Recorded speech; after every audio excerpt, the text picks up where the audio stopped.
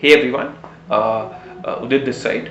Today I'm comparing these two products by Neo. So this is the Neo IDFC card and this is the Neo DCB Bank card.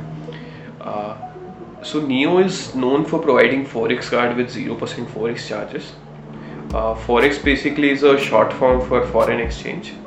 So when you travel to a foreign country and you pay in a foreign currency, you are charged a forex charge by your bank, and that charge can be as high as 3.5%. So if you're making $100 transaction, you will have to pay 3.5 dollars extra. And Neo wanted to solve this problem for Indians who go abroad for travel or other purposes. So they decided to make a 0% forex card. And Neo, the company has been around for 5 years now, and they launched with the Neo DCB Bank card at first, and it was well accepted. And I've heard a lot of good things about them, so I thought of getting the card since all of the travel YouTubers were promoting it. But when I came to their website, I saw two different products now with almost the same benefits, and it got a little confusing.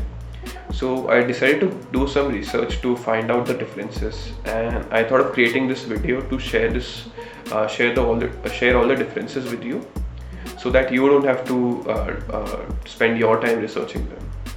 So to be honest, the biggest and the most practical difference I have found is that when you are making an online transaction in a foreign country, you get your OTP on your email if you use the Neo DCB card.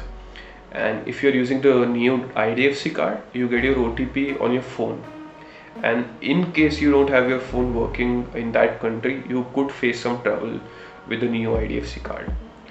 And the second difference is that the Neo DCB Bank account is a current account, and on the other hand, Neo IDFC account is a savings account.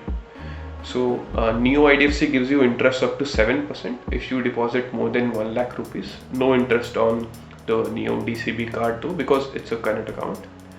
That being said, since Neo IDFC account is a proper savings account, it comes with a minimum balance requirement of 10,000 rupees. So this requirement is a minimum average balance requirement. So on an average, you have to maintain 10,000 rupees throughout the month. There's no such requirement for the Neo DCB account though.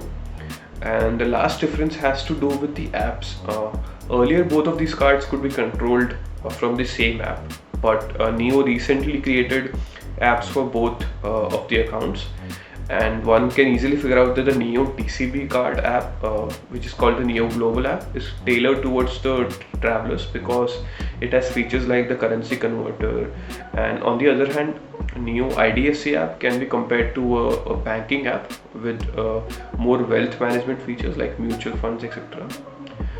To conclude, if you're just going for a short trip, it's better to carry the Neo DCB card with you. And if you are going for a longer trip, or for example to study, it's better to carry the Neo IDFC card so that you can earn interest on your deposits.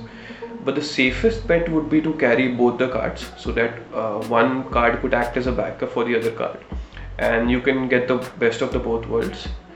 And I hope I was able to bring some clarity. If you have any questions, feel free to put them in the comment section below. I would be happy to help, and don't forget to like the video. It will help more people find this video. And thanks. Have a safe trip if you're traveling, and stay safe otherwise. Thank you.